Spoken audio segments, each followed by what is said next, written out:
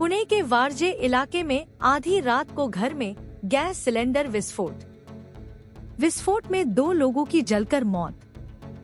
यह घटना वारजे मावाड़ी क्षेत्र के गोकुल नगर इलाके की है। गोकुल नगर में 3 की छत वाले घरों में सिलेंडर फटने से भीषण आग लग गई। यह हादसा रात करीब 3 बजे हुआ। दमकल विभाग और पुलिस मौके पर तुरंत पहुंचे। आग पर काबू पा लिया गया, लेकिन इलाज के दौरान दोनों की मौत हो गई।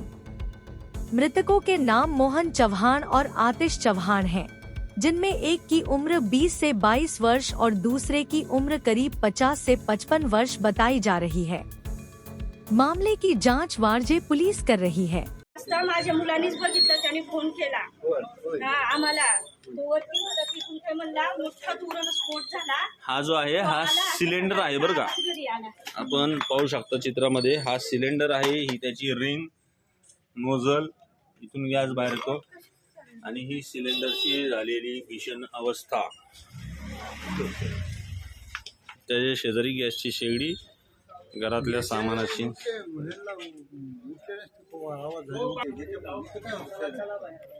शेडच आहे।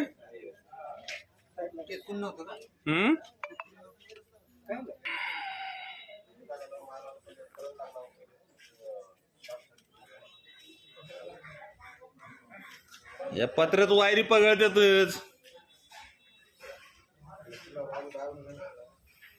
हे शेजारचं घर आहे आणि त्याच्यामध्ये हे झालेलं नुकसान, त्यांच्याही घरातलं साहित्य आगीच्या भक्षस्थानी पडलेले, ज्वारीचा साठा, या ठिकाणचा सिलेंडर काढला आणि असंच ते पलीकडचं घर होतं।